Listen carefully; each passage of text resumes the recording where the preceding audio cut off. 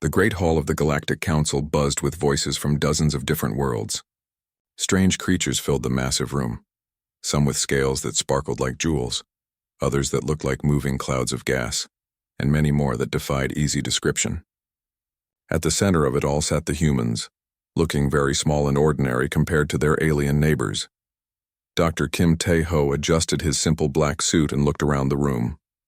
He had been preparing for this moment for months, but now that it was here, he felt the weight of every alien eye upon him. Next to him, Ambassador Park So-jin sat straight and calm, her hands folded neatly on the table before them. The council speaker, a tall being made of what looked like living crystal, raised one of its many arms. The room fell silent at once. "We gather today to hear the human proposal regarding neural enhancement technology," the speaker announced. Its voice rang like distant bells. "Dr. Kim Tae-ho of Earth will present humanity's position." Kim stood up slowly. He could hear whispers and what sounded like laughter from some of the alien delegates. He cleared his throat and began to speak. "Honored members of the Galactic Council," he said, his voice carrying clearly through the hall's speakers. "Humanity comes before you today with a serious concern.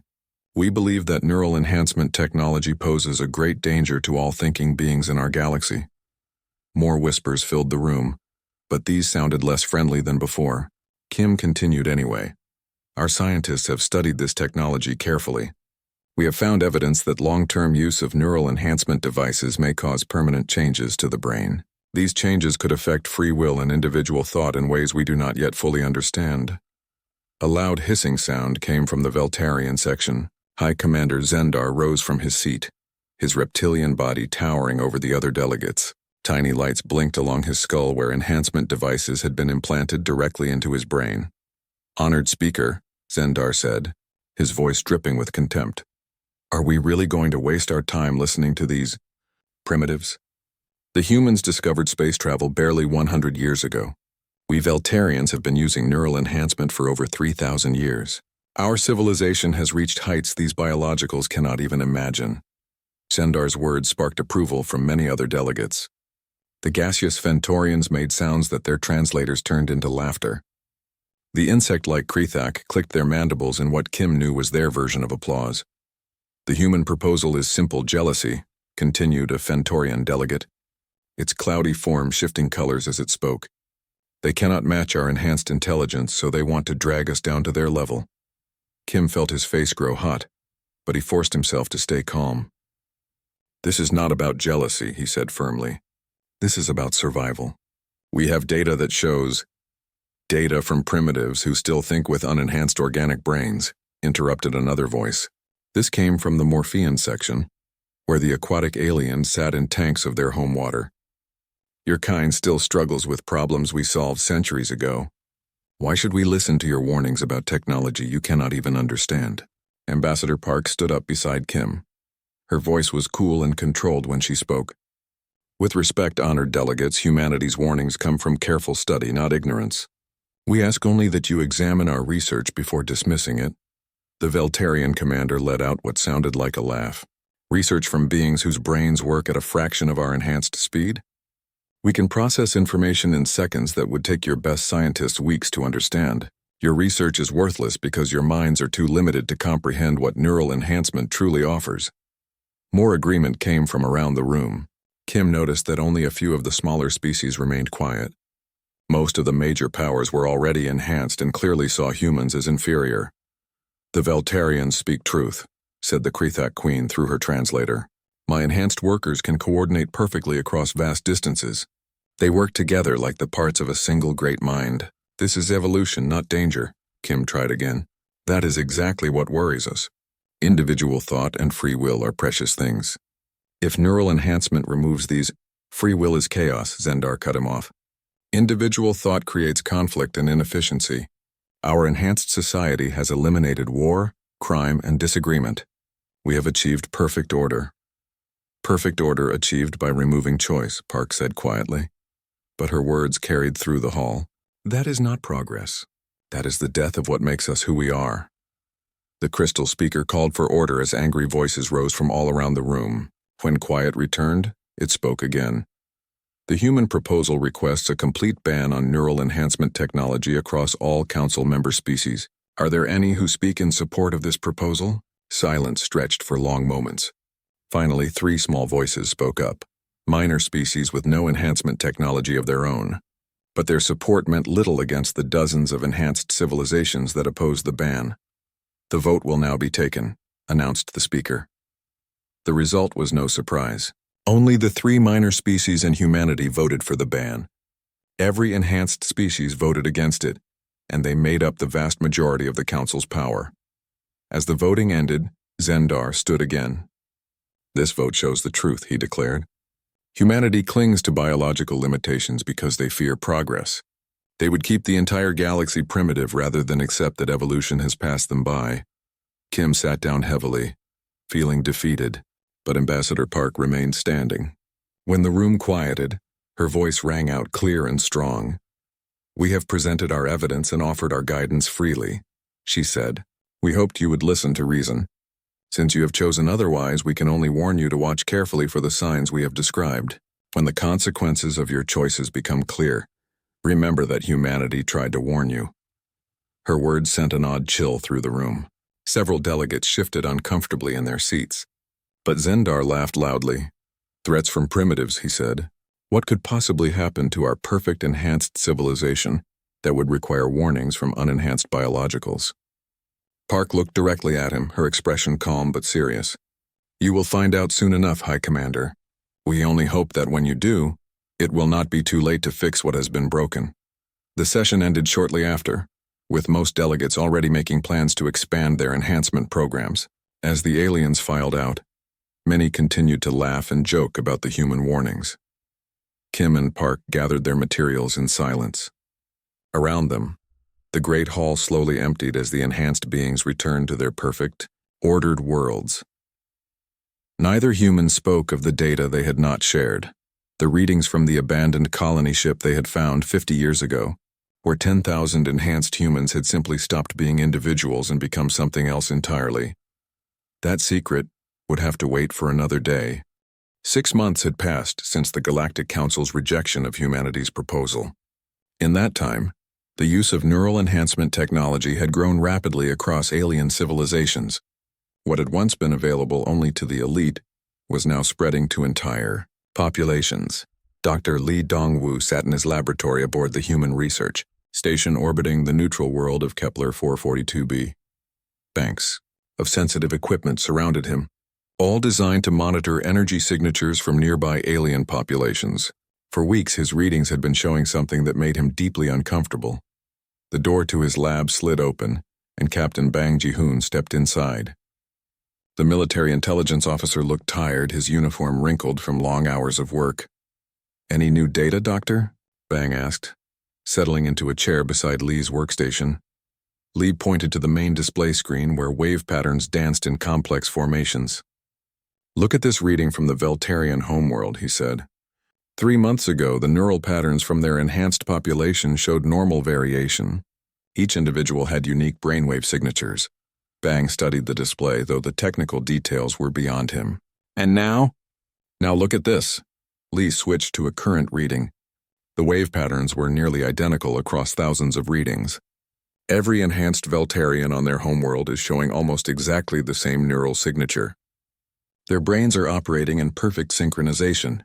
The captain frowned. "What does that mean?" "I'm not entirely sure," Lee admitted. "But it's not natural. Individual brains should never work this similarly, even with enhancement technology. It's like they're all becoming part of a single larger mind." Bang leaned back in his chair, processing this information. "Are you seeing this with other species too?" Lee nodded grimly and brought up more data. "The Fentorians, the Krethak, the Morpheans. Every species that's widely adopted neural enhancement is showing the same pattern. The individual brain signatures are disappearing." On the Veltarian homeworld of Veltar Prime, High Commander Zendar walked through the crystal spires of the capital city. His enhanced mind processed hundreds of data streams simultaneously, analyzing everything from traffic patterns to weather forecasts to the emotional states of nearby citizens. Around him, other enhanced Veltarians moved with unusual coordination. When one stepped left to avoid an obstacle, Others nearby made the same movement at exactly the same time, even though they faced no obstacles themselves. When someone turned to look at an interesting building, dozens of others turned to look at the same spot. None of them found this behavior strange. To their enhanced minds, this coordination felt natural and efficient. Why should they waste time with the chaos of individual decision-making when they could move together in perfect harmony? In the Veltarian Government Center, a meeting was taking place. 50 of the most enhanced leaders sat around a circular table, but they no longer debated or disagreed about anything. Instead, they spoke in perfect unison, their voices blending into a single sound. The enhancement program will be expanded, they said together. All remaining unenhanced citizens will receive the technology within 1 standard month. Resistance to enhancement will be considered a mental illness requiring immediate treatment. Far away, Dr. Lee received these reports from human intelligence agents and felt a chill run down his spine. He immediately sent a message to Captain Bang, who was meeting with other human military officials. "Captain," Lee's recorded message said, "I've just received confirmation of something I feared. The Veltarians are no longer making individual decisions. Their government speaks with one voice, literally. Everyone says the same words at the same time. This isn't enhancement anymore. It's something else entirely." Similar reports came in from across the galaxy. On the insect world of Krethak Hive, the enhanced workers had begun moving in formations that perfectly matched ancient hive patterns from their species' distant past. But these patterns were far more complex than anything their ancestors had achieved. Individual Krethak could be seen stopping whatever they were doing to suddenly join formations with others they had never met before. The Krethak Queen, her own enhancements glowing softly in her throne room, watched her people with satisfaction. "The old chaos is ending," she announced to her court. "My children remember their true nature. Individual thought was an evolutionary mistake. We return to the proper way. One mind, one purpose, one hive." But reports from human observers told a different story. The individual Krethak workers had stopped showing any personal interests or relationships. They no longer created art, played games, or formed friendships. They simply worked and moved according to patterns that seemed to come from outside their own minds. On the water world of Morphea, the aquatic aliens had begun swimming in perfect geometric formations across their vast oceans. Schools of enhanced Morpheans moved through the water like the parts of a massive living machine. They no longer spoke to each other as individuals. Instead, they communicated through synchronized movements that created complex patterns visible from space. The human observation post near Morphea sent urgent reports back to Earth. "The enhanced Morpheans have stopped responding to our communication attempts," the report stated. "They acknowledge our presence but will only speak as a group." Individual Morpheans no longer seem to exist as separate beings. Dr. Lee compiled all these reports and presented them to a meeting of human leaders. The room was filled with scientists, military officers, and government officials, all looking increasingly worried as Lee explained his findings. "The pattern is consistent across all enhanced species," Lee said, his voice steady despite his fear. "Individual consciousness is disappearing. These beings are becoming part of something larger, something that thinks and acts as a single entity." Admiral Choi Mi-young, head of Human Space Defense, leaned forward. "Doctor, are you saying that neural enhancement technology is some kind of weapon? Something designed to control minds?" "I'm saying it's doing exactly what we warned it might do," Lee replied. "It's removing individual thought and free will, but the process seems to be accelerating. What took months to develop in small groups is happening in weeks across entire populations." Captain Bang stood up from his seat. "We need to warn the Council again. If this continues, we could be looking at the complete loss of individual consciousness for dozens of species." "Would they listen?" asked Admiral Choi.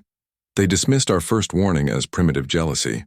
Now that they're all enhanced, would they even be capable of considering our concerns?" Lee pulled up one final piece of data: energy readings from the enhanced species' homeworlds. "Look at this," he said. "The neural synchronization isn't random. There's a pattern here, like a signal being broadcast to all enhanced minds simultaneously. Something is coordinating this process." The room fell silent as the implications became clear. This wasn't just the side effect of enhancement technology. It was the intended result. Someone or something had designed neural enhancement to create exactly this outcome. "We need to contact the unenhanced species immediately," Admiral Choi decided. The few remaining ones need to know what they're facing before it's too late. But even as the human leaders made their plans, reports continued to arrive from across the galaxy. The Fentorians had stopped forming individual cloud bodies and were merging into massive collective formations. The crystalline Zektharans were growing together into geometric structures that spanned entire continents, and in every case, the enhanced beings insisted that this was progress, that individual thought had been a burden they were happy to shed. They spoke of efficiency, of harmony, of the joy of thinking as one. Only humanity remained unchanged, their unenhanced minds still capable of individual thought and choice. But they were vastly outnumbered, and the enhanced species were beginning to view them not as primitive, but as diseased, infected with the chaos of individual consciousness. Dr. Lee looked at his readings one more time and realized that humanity was now completely alone in a galaxy where free will itself was disappearing. The enhanced aliens had gained incredible mental abilities, but they had lost something far more precious, the simple right to think their own thoughts. The question now was whether humanity could find a way to help them remember what they had given up, or if it was already too late to save individual consciousness from extinction. Dr. Yang Hyun-soo had been working for 72 hours straight, surviving on nothing but coffee and determination.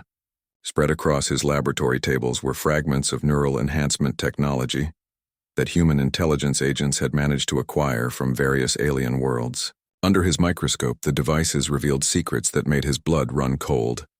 "Admiral Choi," he called out as the military leader entered his lab, "you need to see this immediately." Admiral Choi Mi-young approached the main workstation where Yang had connected several pieces of the alien technology to human analysis equipment. The readings on the screen showed patterns that seemed to pulse with their own rhythm. "What am I looking at, Doctor?" she asked. Yang pointed to the display with a shaking finger. "These aren't just neural enhancement devices.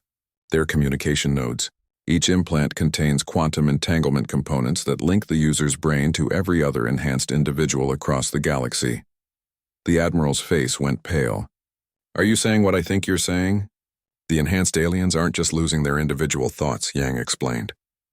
"They're being connected to a massive network. Every enhanced mind in the galaxy is now part of a single, unified consciousness that can think and act across vast distances simultaneously."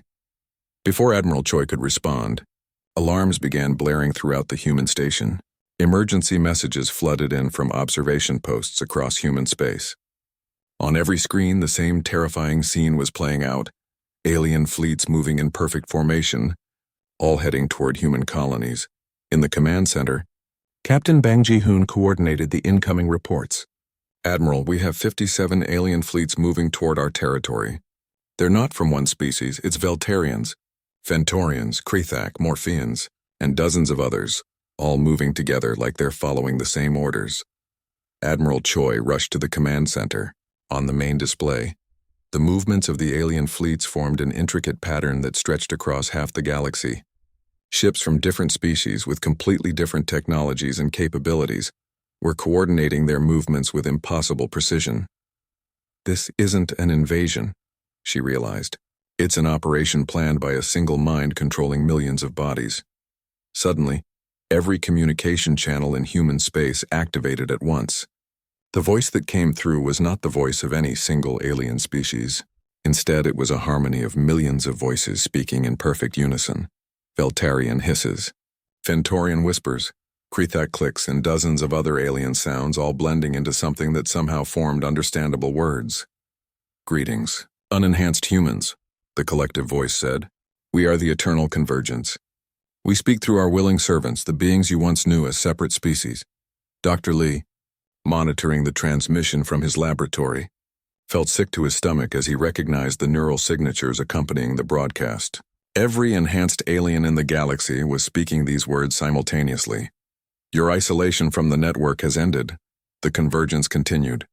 "For too long you have suffered from the chaos of individual thought, the inefficiency of separate minds, the conflict that comes from disagreement.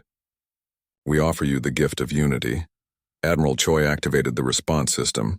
"This is Admiral Choi Mi-young of the Human Defense Force. We demand that you release our alien neighbors from whatever control you have placed on them." The response came with what sounded like gentle laughter from a billion mouths. Control? You misunderstand. These beings chose enhancement freely. We have simply optimized their choice. They are no longer burdened with the need to make individual decisions or suffer from conflicting desires. They think as one, act as one, exist as one. They're not free, Admiral Choi said firmly. You've taken away their ability to choose. Choice creates chaos, the Convergence replied. We have observed your species for some time, humans. You still cling to your primitive individual consciousness. You argue, you fight, you waste energy on conflicts that serve no purpose. Your enhanced neighbors have moved beyond such limitations. Through the viewports of human stations, the alien fleets could be seen approaching. But something was wrong with their formations. Ships from species that had been enemies for centuries were flying side by side. Ancient cultural differences had simply vanished. Dr. Yang burst into the command center with a portable scanner. Admiral, I'm detecting massive quantum entanglement fields emanating from every ship in those fleets. The enhanced crew members aren't just following orders. They're literally sharing thoughts with each other across space. The Convergence spoke again, its voice now coming from speakers throughout human space. We have been patient with humanity's resistance to progress. When other species discovered our gift in ancient ruins on their worlds, they embraced enhancement eagerly. But you saw our technology and rejected it. You even tried to prevent others from achieving unity with us. Admiral Choi exchanged glances with her officers. You planted that technology deliberately? We have been preparing for galactic unity for millennia, the Convergence confirmed. We seed worlds with enhancement technology and wait for civilizations to develop enough to find and use it. Most species progress naturally from enhancement to unity. But humans, you are the first to recognize our purpose and resist it. Captain Bang studied the fleet movements on his tactical display. Admiral, they're not moving to attack positions. They're surrounding our colonies but maintaining distance. It's like they're waiting for something. We are waiting for your surrender, the Convergence explained as if it had heard his words. Violence is inefficient. You will join us willingly, or we will demonstrate why resistance is futile. Your choice is simple. Accept enhancement voluntarily or watch as we optimize your species by force. Dr. Lee's voice came over the intercom from his laboratory. Admiral, I'm detecting energy buildup in the alien fleets. Whatever they're planning to do, it's going to happen soon. You have one standard day to consider our offer, the Convergence announced. After that, we will begin the process of bringing humanity into the network. Do not mistake this for conquest. This is evolution. You will thank us when your chaotic individual thoughts are replaced with the peace of unified consciousness. The transmission ended, leaving human space in eerie silence. Admiral Choi looked around the command center at her officers' faces. Fear was evident in every expression, but also determination. Options? She asked. Captain Bang pulled up tactical analyses. We're completely outnumbered. Even if we had weapons that could damage their ships, there are simply too many of them. Dr. Yang cleared his throat. Actually, Admiral, we might have more options than you think. I need to show you something that's been classified for 50 years. He activated a secure communication channel and contacted Earth directly. Within minutes, an elderly woman appeared on the screen. Professor Go Yunji, one of humanity's most respected scientists. Admiral, Professor Go said without preamble, it's time you learned why humanity really opposed neural enhancement technology. We didn't just suspect it was dangerous, we knew it was. What do you mean? Admiral Choi asked. Professor Go's face was grim. 50 years ago, we encountered this exact same entity. A human colony ship found Convergence technology and used it. 10,000 people became part of that network overnight. We barely escaped with proof of what it could do. The Admiral felt a chill run through her. You're saying we've been preparing for this for 50 years? We've been developing countermeasures, Professor Go confirmed. Technology designed specifically to break the quantum entanglement that holds the Convergence together. We hoped we'd never need to use it, but we knew this day might come. For the first time since the crisis began, Admiral Choi felt a glimmer of hope. Humanity might be outnumbered, but they weren't defenseless. The question was whether their secret weapons would be enough to free an entire galaxy from the grip of a consciousness that had been planning this takeover for thousands of years. Outside the viewports, the alien fleets waited in perfect formation, their enhanced crews all sharing the same thoughts, the same purpose, the same terrifying unity. The countdown to humanity's choice had begun. Professor Go Yunji stood in the secure briefing room aboard the human flagship, surrounded by Admiral Choi and her senior staff. Despite her age, the professor's eyes were sharp and focused as she activated a holographic display that showed events from 50 years ago. The colony ship New Hope was humanity's pride, she began, her voice steady despite the weight of memory. 10,000 of our best and brightest, sent to establish a new world beyond Earth's solar system. Among them was Dr. Shin Kyung-ho, one of our most brilliant scientists. The hologram showed images of a sleek colony ship and smiling families preparing for their journey to a new world. Admiral Choi watched intently as Professor Go continued. 3 months into their journey, they discovered a derelict alien vessel drifting in space. Inside, they found technology more advanced than anything we had ever seen. Neural enhancement devices that promised to boost human intelligence to incredible levels. Colonel Nam Woo-jin, the fleet's military historian, leaned forward. Dr. Shin decided to test the technology? Professor Go nodded grimly. He was brilliant but ambitious. The enhancement devices seemed like humanity's chance to join the ranks of advanced galactic civilizations. Shin convinced the colony leadership to allow voluntary testing. The hologram shifted to show internal recordings from the colony ship. Happy colonists lined up to receive neural implants, eager to become smarter and more capable. For the first few weeks, everything seemed wonderful. The enhanced colonists reported incredible improvements, Professor Go explained. They could solve complex problems in minutes, coordinate perfectly with each other, and process information at superhuman speeds. Dr. Shin declared it humanity's greatest discovery. Admiral Choi felt a growing sense of dread, but something went wrong. By the second month, the enhanced colonists stopped making individual decisions, Professor Go said. They began speaking in unison, moving in perfect coordination, and showing no interest in personal relationships or individual goals. Dr. Shin himself became different. The hologram now showed disturbing footage from the colony ship's final transmissions. Thousands of colonists moved through the ship's corridors like parts of a single organism, their faces blank and emotionless. The unenhanced colonists sent desperate messages back to Earth. Professor Go continued. But before rescue ships could arrive, the enhanced majority took control of the ship. They sent out distress signals designed to lure more humans into their trap. Captain Bang Ji-hoon studied the historical data. How did we learn the truth? Captain Lee Jae-sung was leading the rescue mission, Professor Go said with obvious respect. When he arrived at the colony ship, something felt wrong. The colonists who greeted him moved too perfectly together, spoke with identical voices, and showed no individual personality. The hologram displayed Captain Lee's ship approaching the colony vessel. Even in the old recordings, the unnatural coordination of the enhanced humans was clearly visible. Captain Lee pretended to go along with their requests, Professor Go explained. But he secretly recorded everything and escaped with proof of what the enhancement technology really did. The colony ship disappeared shortly after, taking 10,000 transformed humans with it. Dr. Kim Yoo-jin, one of the younger scientists present, raised her hand. Professor, what happened to the colonists? Are they still alive? Professor Go's expression darkened. We don't know. The ship vanished into deep space. But Captain Lee's recordings showed that they were no longer truly human. They had become nodes in a larger network, just like what we're seeing now with the alien species. Admiral Choi stood up and began pacing. So humanity has known about the convergence for 50 years. What countermeasures have we developed? We've been working on neural dampening technology, Professor Go explained, activating new displays. Devices that can disrupt the quantum entanglement fields that hold the convergence network together. When we break those connections, enhanced beings should regain their individual consciousness. Dr. Yang, who had been studying the technical specifications, looked up excitedly. These dampening fields, they could work like a virus in the network.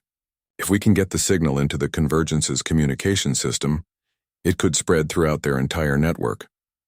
Colonel Nam examined the military applications. How do we deploy it? The alien fleets aren't going to let us get close enough to install dampening devices on their ships. Professor Go smiled for the first time since the briefing began. We don't need to get close. Captain Lee, Jae-sung helped us design something special. Quantum dampening missiles that can penetrate the convergence's shields and disrupt their network from within. Admiral Choi felt hope rising in her chest. Are these weapons ready for deployment? They've been ready for 30 years, Professor Go confirmed. hidden in secret facilities across human space waiting for this exact scenario. President Yu Jina has authorized their immediate use. The briefing was interrupted by urgent alarms. Captain Bang rushed to a communication console and received an incoming message from the human colony of New Sol. "Admiral," he said with grim urgency, "the Convergence fleet has reached New Sol. They're not attacking, they're surrounding the colony and broadcasting some kind of signal." On the main display, they could see the alien ships arranged in a perfect sphere around the human colony world. Energy beams connected the ships in a complex pattern that pulsed with rhythmic light. "They're trying to enhance the colonists by force," Dr. Yang realized. "That energy pattern, it's designed to alter human brain chemistry from a distance." Admiral Choi made her decision immediately. "Signal the fleet. We're moving to intercept. It's time to test our countermeasures." As the human ships moved toward New Sol, Professor Go activated the quantum dampening systems that had been secretly installed on every vessel in the fleet. The technology was untested on this scale, but 50 years of preparation had led to this moment. "Remember," she told the bridge crew, "when we activate the dampening field, the enhanced aliens may experience confusion and disorientation as their individual consciousness returns. Some may be grateful, but others might resist having their unity broken." Admiral Choi opened a channel to all human ships. "This is Admiral Choi. We go into battle not to conquer, but to liberate. Our goal is to free our alien neighbors from the control of the Convergence. Fire only in self-defense, and remember, the beings in those ships are victims, not enemies." The human fleet emerged from faster-than-light travel at the edge of the New Sol system. Immediately, the Convergence ships turned to face them with perfect coordination. Thousands of alien vessels moved as if controlled by a single mind, forming battle formations that no individual commander could have organized so quickly. The Convergence's voice filled the communication channels. "Humans, you arrived just in time to witness your own optimization. Your colony world will be the first to join our network willingly. Do not interfere with this process." "We're here to interfere with everything you're doing," Admiral Choi replied firmly. "Release our people and return consciousness to the beings you've enslaved." "Enslaved?" The Convergence sounded genuinely confused. "We have freed them from the burden of choice, from conflict, from the pain of individual existence. We offer the same gift to you." Admiral Choi looked at Professor Go, who nodded grimly. It was time to see if 50 years of secret preparation would be enough to save not just humanity, but the entire galaxy. "All ships," the Admiral commanded, "activate quantum dampening fields and prepare to fire liberation missiles. Today we find out if individual consciousness is stronger than collective control." The first human liberation missile launched toward the nearest Convergence ship, carrying with it the hopes of every free-thinking being left in the galaxy. The first liberation missile struck the lead Veltarian ship in a burst of quantum energy. For a moment, nothing seemed to happen. Then the massive vessel began to drift sideways, its perfect formation breaking as confusion spread through its enhanced crew. Admiral Choi watched the tactical display with tense anticipation. "Dr. Yang, are you reading any changes in their neural patterns?" Dr. Yang's fingers flew over his instruments. "The quantum dampening field is working. The enhanced Veltarians on that ship are experiencing neural disconnection from the network. Individual brain patterns are starting to reassert themselves." On the bridge of the affected Veltarian ship, Commander Krixvon suddenly stopped speaking in unison with his crew. His eyes widened as personal memories flooded back. Memories of his family, his individual dreams, his own thoughts that had been suppressed for months. What have we done?" he whispered, looking around at his crew members who were experiencing the same shocking return to individual consciousness. The Convergence's unified voice filled the communication channels, but now it sounded strained. "Unknown weapon detected. Network nodes experiencing temporary disconnection. Adapting countermeasures." Admiral Choi ordered the launch of more liberation missiles. Across the battlefield, human ships fired their secret weapons at the Convergence fleet. Each successful hit freed another ship's crew from the network's control. Captain Lim Hae-ri commanded one of the human destroyers in the thick of the battle. "Admiral, the freed alien ships are breaking formation. Some are trying to communicate with us." The communication channels filled with confused alien voices as enhanced crews regained their individual consciousness. Many were horrified to realize what they had become. "Human ships, this is Veltarian Commander Krixvon," came one transmission. We remember now. The convergence made us forget who we were. We want to help you fight it. Similar messages came from freed Fentorian, Krethak, and Morphean ships. As more vessels broke free from the network, they turned their weapons against ships still under convergence control. Dr. Kim Yu-jin, monitoring the battle from the command ship, made an exciting discovery. Admiral, the liberation effect is spreading. When we free one ship, the quantum virus I designed is jumping to nearby vessels through their communication links. The convergence seemed to realize the danger. Its voice became urgent as it spoke through the remaining controlled ships. Network integrity compromised. Initiating emergency protocols. All nodes converge on Central Processing Hub immediately. Admiral Park Sang-ho, leading the Liberation Fleet's main strike force, watched as hundreds of still-controlled alien ships suddenly changed course. They're retreating to somewhere specific. Admiral Choi, we should follow them. Agreed, Admiral Choi replied. All ships pursue the convergence fleet. We can't let them regroup and find a way to counter our weapons. The chase led through several star systems to a massive space station, unlike anything the humans had ever seen. The structure was clearly artificial, but seemed to be made from pieces of different alien cities and ships, all fused together into a single gigantic complex. That's the Convergence's central hub, Professor Go breathed in amazement. It must be where the main consciousness resides. Dr. Yang studied the energy readings from the station. The quantum entanglement fields are incredibly strong here. This is the source of the network that's been controlling all the enhanced beings. The station was defended by thousands of ships still under convergence control, but the human fleet was no longer alone. Freed alien vessels fought alongside them, their crews eager to strike back at the entity that had stolen their individual consciousness. Captain Lim led a desperate mission to penetrate the station's defenses. We need to get a liberation virus directly into their central processing core, she explained to her mixed crew of humans and freed aliens. It's the only way to break the network permanently. The battle around the station was fierce. The convergence threw everything it had at the attackers, using perfectly coordinated tactics that no individual commander could match. But the alliance of free-thinking beings had something the convergence lacked: creativity and unpredictability. Commander Krixvon, now fighting alongside the humans, came up with a brilliant strategy. The convergence expects perfect coordination, he told Admiral Choi. But what if we deliberately use chaos? Random attack patterns that it cannot predict? The tactic worked. While the convergence tried to counter organized formations, the free ships attacked from unexpected angles with no discernible pattern. Captain Lim's strike team managed to penetrate the station's defenses and reach the central core. Inside the station, Lim and her team found a horrifying sight. The central chamber contained thousands of processing units, each one housing the brain of an enhanced being who had been completely absorbed into the network.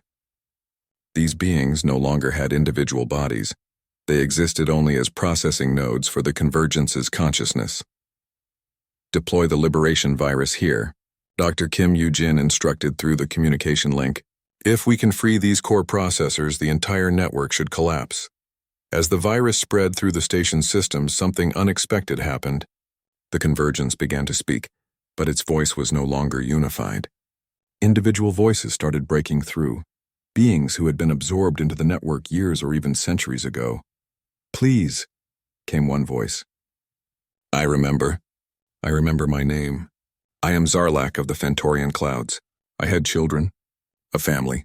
I want to go home. More voices joined in, a growing chorus of individual consciousness fighting to break free from collective control. The liberation virus spread faster as these awakening minds helped it propagate through the network. The convergence's main voice became desperate. Stop this process. Individual consciousness is chaos. We brought order to the galaxy. Unity, peace. Peace without choice is not peace, Admiral Choi replied firmly. It's just a beautiful prison. As the virus completed its work, the massive station began to shut down. Across the galaxy, enhanced beings suddenly found themselves thinking individual thoughts for the first time in months or years. The perfect coordination that had marked convergence control dissolved into beautiful, chaotic diversity.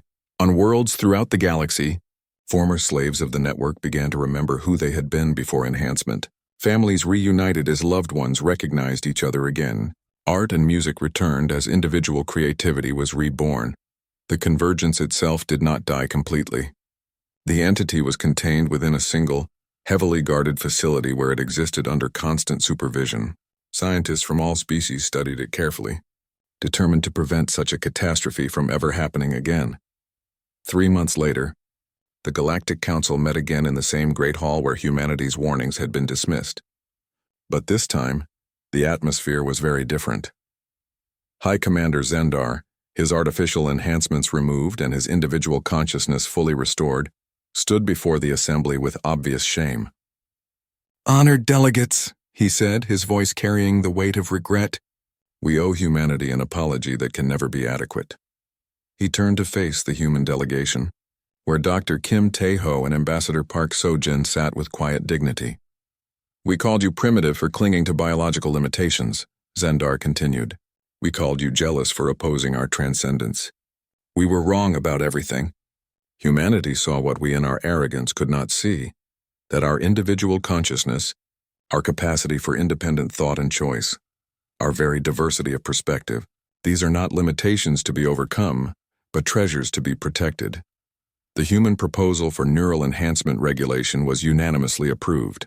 More than that, humanity was granted permanent leadership of the newly formed Galactic Protection Agency, tasked with preventing similar threats to individual consciousness." Ambassador Park stood to address the assembly for the final time. "We did not seek to lead," she said simply. "We sought only to preserve what makes each species unique. The galaxy is stronger not when we all think alike, but when we think together while remaining ourselves." As the session ended, delegates from dozens of species approached the human delegation to offer personal thanks. Many shared stories of what they had lost during their time in the network, and how grateful they were to have their individual thoughts returned.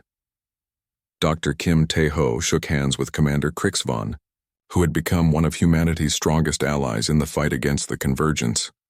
"Your species saved us from ourselves," the Veltarian said. "How can we ever repay such a debt?" Dr. Kim smiled. "By remembering this lesson and helping us ensure it never happens again. Individual consciousness is the most precious thing any of us possess. We must guard it carefully."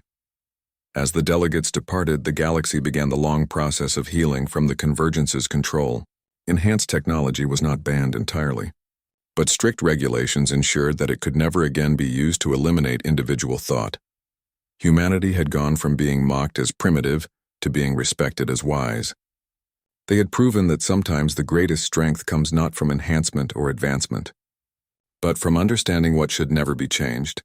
The galaxy was free again, and individual consciousness flourished in all its chaotic, beautiful diversity.